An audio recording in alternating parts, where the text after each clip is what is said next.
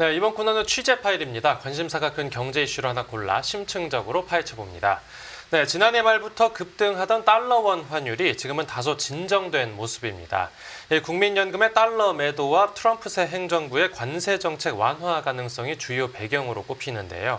앞으로의 외환 시장 전망, 금융시장부 이규선 기자가 짚어드립니다. 네, 어서 오십시오. 안녕하세요. 네, 우선 지금 환율 흐름부터 전해주시죠. 네, 오늘 달러원 환율은 정기장에서 1,453원에 마감했습니다. 네. 우려하던 1,500원에서는 상당폭 멀어진 상황인데요. 네네. 현재도 1,450원 밑에서 거래가 되고 있고요. 환율 추이를 살펴보면 지난달 27일에 가장 많이 올랐습니다. 장중 1,486.70전까지 오르면서 최고치를 기록했고 그 뒤로는 다소 진정됐습니다. 그간의 흐름을 살펴보면 제가 방금 고점이라고 말씀드렸던 지난달 27일에 무슨 일이 있었냐. 그날 한덕수 대통령 권한대행 국무총리가 탄핵되던 날입니다. 네네. 윤석열 대통령 탄핵안은 이미 국회에서 가결이 됐었죠. 그런데 권한대행까지 탄핵될 우려가 커지니까 원화가 약해졌던 겁니다. 네. 권한대행이 탄핵된 건 이번이 처음이죠. 대통령 네네. 탄핵안은 3번이나 가결이 된 적이 있었는데 국무총리 탄핵은 이번이 처음이었습니다. 네. 그래서 당시 외국계 은행 트레이더들한테 좀 외국에서 어떻게 보고 있냐, 뭐가 문제냐 이런저런 의견을 물어보니까 해외에서는 도대체 한국 경제는 누가 관리하게 되는 것이냐, 선진국이 아닌 신흥국 수준의 위험이 한국에 도사리고 있다, 이렇게 우려를 했었거든요. 네. 그래서 환율이 크게 올랐는데 그때 이후로는 다소 진정세가 됐죠. 한덕수 총리가 탄핵된 이후에 최상목 부총리가 헌법재판관을 임명을 해서 줄탄핵 우려가 좀 줄었기 때문입니다. 네, 그럼 결국 그 해외의 어떤 우려를 감안해서 이번에 그 정치적인 결단을 내렸다 이렇게 봐도 되겠죠. 네, 그렇습니다. 최상목 대행이 헌법재판관을 임명했을 때 국무위원들의 반대도 상당했다고 알려져 있습니다. 네. 그런데 최 부총리는 우리나라의 대외 신인도를 우려해서 재판관을 임명한 것으로 알려졌습니다. 네. 만약에 최 부총리마저 탄핵이 된다면 해외에서는 우리나라를 굉장히 위험하게 볼 가능성이 컸거든요. 네. 특히 임명 이후에 이창용 한국은행 총재도 최상목 부총리의 결단을 적극적으로 지지하면서 화제가 되기도 했는데요. 네. 실제로 한국은행 총재는 정치적 독립성을 요구받는 자리라서 정치적 발언을 하지 않지만 이번에는 좀 이례적으로 강하게 이야기를 했습니다. 네네. 왜 그랬는지 좀 얘기를 들어보니까 만약에 최 부총리마저 탄핵이 된다면 우리나라의 국제 신용 등급까지 강등될 수 있다는 우려가 있었던 것으로 알려졌습니다. 네네. 실제로 프랑스 신용 등급이 지난달에 정치적 혼란으로 강등이 됐거든요. 재정 적자가 심각한데 정치적인 분열로 이게 줄어들기 어려울 것으로 보면서 신용 등급이 강등이 됐습니다. 네. 우리나라가 재정 적자 이런 정부 부채 우려가 프랑스만큼 심각하지는 않지만 네. 정치적 혼란이 계속된다면 강등됐을 가능성도 있었던 것이죠. 근데 한번 신용 등급이 내려가면 올라가기가 굉장히 어렵습니다. 우리가 다 알고 있는 전 세계 1등 국가 미국도 2011년에 S&P 기준 신용 등급이 한 차례 강등이 된 적이 있거든요. 네. 근데 벌써 14년이 지났는데도 아직도 회복이 안 되고 있습니다. 네, 그리고 또 미국에서 좀 호재가 있었습니다. 네, 그렇습니다. 간밤에는 외신에서 트럼프 대통령이 보편 관세가 아닌 선별 관세에 나설 수 있다는 소식이 나왔습니다. 네네. 이 보편 관세라는 것은 수입품에 모두 관세를 부과하겠다 이런 건데 네. 그게 아니라 좀 중요한 것에만 관세를 매기겠다. 그럴 수도 있겠다라는 보도가 나왔거든요. 네. 그러면 미국의 물가 상승세도 좀 진정이 될 것이고 그럼 연준이 생각보다는 금리를 더 편하게 내릴 수 있을 것이고 그러면 달러 가치가 좀 약해지지 않을까라는 해석이 나오면서 네. 달러원이 하방 압력을 받았습니다. 또 오늘 장중에도 또 원화의 호재가 나왔는데요. 네. 저 인포맥스에서 독점으로 전해진 소식인데 국민연금의 환해지 물량이 시장에 나왔다고 합니다. 이 환해지, 그러니까 국민연금이 환해지를 했다. 이거 어떤 내용입니까? 네, 좀 쉽게 설명드리자면 국민연금이 해외 투자 자산이 굉장히 많습니다. 네. 4,800억 달러가 넘습니다. 이게 700조 원 정도 되는데요. 네. 이 해외 자산이다 보니까 환율 변동의 수익률이 크게 좌우가 됩니다. 제가 4,800억 달러라고 했는데 네. 이게 만약에 환율이 1,000원이면 자산 가치가 480조 원입니다. 근데 지금 700조 원이죠. 환율이 올라서 그만큼 자산 가치가 많아진 겁니다. 네네. 그만큼 해외 투자는 환율 변동에 매우 취약한데요. 국민연금의 한 해 목표 수익률이 지금 5.4% 정도거든요. 네. 그런데 지난해 환율이 1,300원에서 1,470원으로 10% 넘게 올랐습니다. 네. 환율만으로 목표 수익률을 거의 2배 가까이 달성한 셈인데요. 네. 근데 반대로 생각해 본다면 환율이 10% 빠진다면 그러면 운용을 잘해도 손해를 볼 수도 있는 겁니다. 그러니까 지금은 이 환율 하락을 대비해야 할 시점이라는 게 국민연금 자체의 판단이고요. 네. 국민연금 이렇게 환율이 너무 올랐을 때 떨어지는 위험을 대비하게 되는데 이게 환위험 해지, 줄여서 환해지라고 합니다. 그러니까 주식처럼 쌀 때 사고 그렇죠. 비쌀 때 파는데 지금은 달러가 비싸니까 달러를 팔았다 이런 거죠. 그렇습니다. 해외 자산을 직접적으로 팔 것은 아닌데 네. 환율만 좀 팔고 싶다. 이렇게 하면 환해지를 하는 겁니다. 쉽게 말씀드리자면 달러만 미리 팔아두는 겁니다. 네. 전문 용어로는 선물한 매도 아니면 뭐 영어로 하시면 더 이해가 쉬울 수도 있는데 포워드라고 하거든요. 그 정확한 용어로 그러니까 선물환을 매도한 거다. 그렇습니다. 이거는 특정 시점에 미리 정한 환율로 외화를 미리 파는 계약을 얘기를 합니다. 예를 들어 지금 환율이 1,480원인데 1년 뒤 1,350원까지 내려갈 것 같아. 그러면은 지금 1,480원에 달러를 팔겠다고 계약을 미리 맺어 놓는 겁니다. 네. 그러면 1년 뒤에 환율이 실제로 떨어져도 미리 약정한 가격에 외화를 팔 수 있어서 손실을 줄일 수 있는 겁니다. 네. 쉽게 말해서 환율 변동에 따른 위험을 줄이는 일종의 보험이라고 생각하면 됩니다. 네네. 물론 보험료도 있고요. 반대 방향으로 환율이 오르는 것을 해지할 수도 있긴 한데 네. 그런 해지는 현재 할 상황이 아니고요. 왜냐하면 환율이 너무 높으니까요. 네. 그래서 국민연금처럼 대규모 자산을 운용하는 기관이 이런 전략을 활용하면 외환시장 변화에도 안정적으로 자금을 관리할 수가 있습니다. 그리고 이 선물한 매도 물량이 오늘 서울 외환시장에 나온 것으로 추정이 됩니다. 네, 네.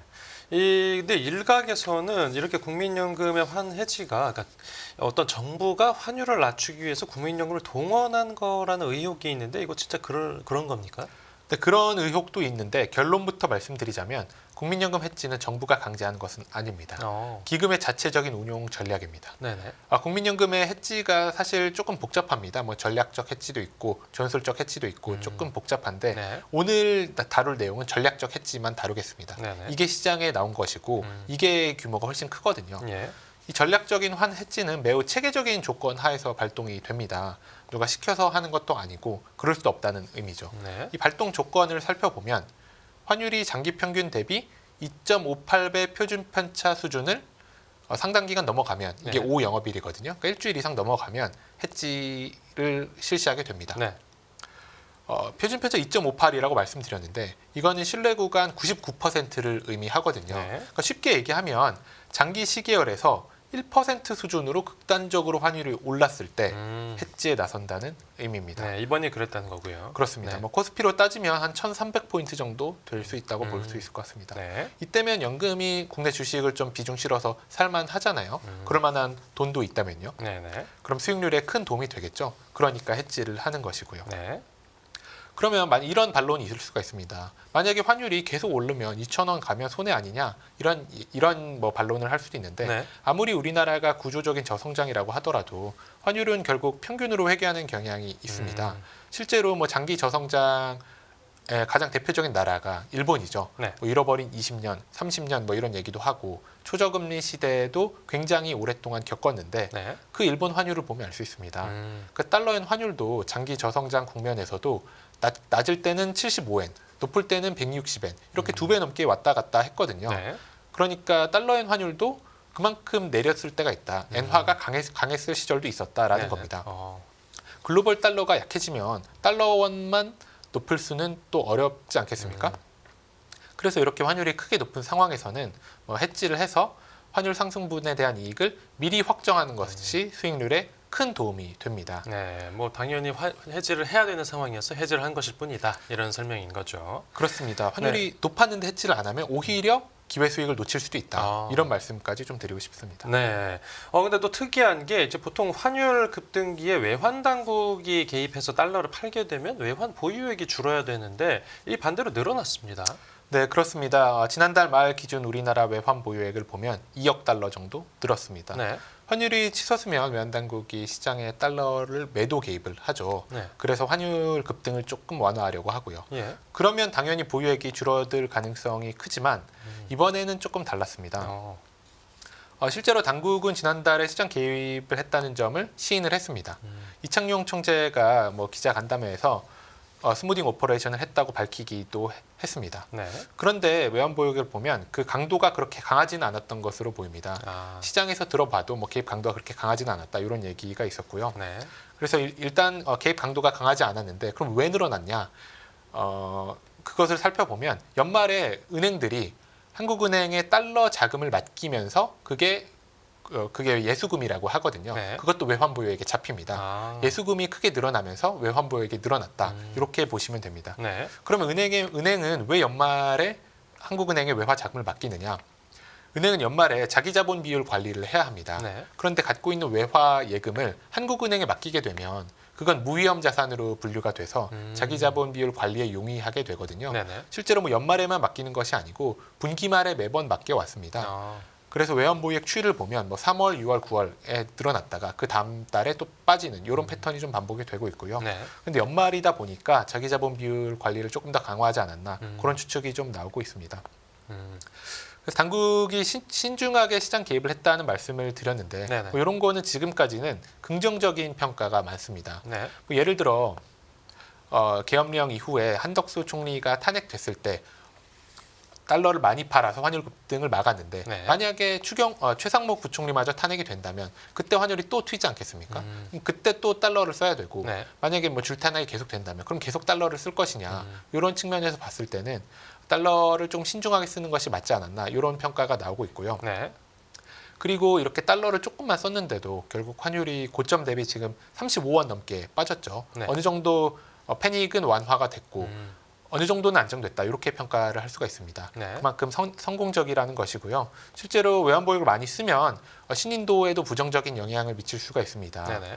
대외경제정책연구원이라고 여기도 국책연구기관인데 이런 의견을 낸 적이 있어요. 대규모 장기간 달러 매도 개입을 지속하면 결국 보유액 급감과 함께 신인도 하락으로 이어질 수 있다. 이렇게 경고를 하기도 했습니다. 네, 우리도 IMF 트라우마가 있죠. 그렇습니다. 지금 외환 보유의 규모 자체는 안심해도 되는 수준입니까? 네, 제가 4,150억 달러 이 정도로 얘기를 했는데 적다고 볼 수도 있는데 네. 당국자의 생각은 조금 다릅니다. 당국은 다 괜찮다고 하는 거 아니냐 이렇게 보실 수도 있는데 네네. 이창용 총재가 하는 말이 내가 IMF에서 왔는데 IMF에서도 적다고 보지 않는다 이렇게 얘기를 했습니다. 네. 또 그 근거로 제시한 것이 우리나라가 IMF 권고 기준에 미달한다 이렇게 얘기하시는 분들이 있는데 네. 그것은 정량 평가라고 합니다. 숫자만 본다는 것이죠. 네. 근데 IMF는 그렇게 정량 평가를 하는 것이 그 외환보유액 적정성 평가에서 정량적으로 평가하는 것은 신흥국만 그렇게 하고 있습니다. 우리나라는 원래는 그렇게 분류를 했었는데 2023년부터는 우리나라 평가 기준을 바꿨습니다. 네. 신흥국이 아니라 우리는 성숙국으로 분류를 했고 그래서 보유액 숫자만으로 평가하지 않는다. 그렇게 바꿨거든요. 네네. 그래서 보유액은 충분한 수준이다 이렇게 부연하기도 했고요. 네. 그래서 대외적으로도 우리나라 외환보유액이 그렇게 크게 부족하다고 보지는 않는다. 이렇게 정리할 수가 있겠습니다. 네, 알겠습니다. 네, 오늘 취재 파일은 여기서 마무리하죠. 잘 들었습니다. 네, 감사합니다.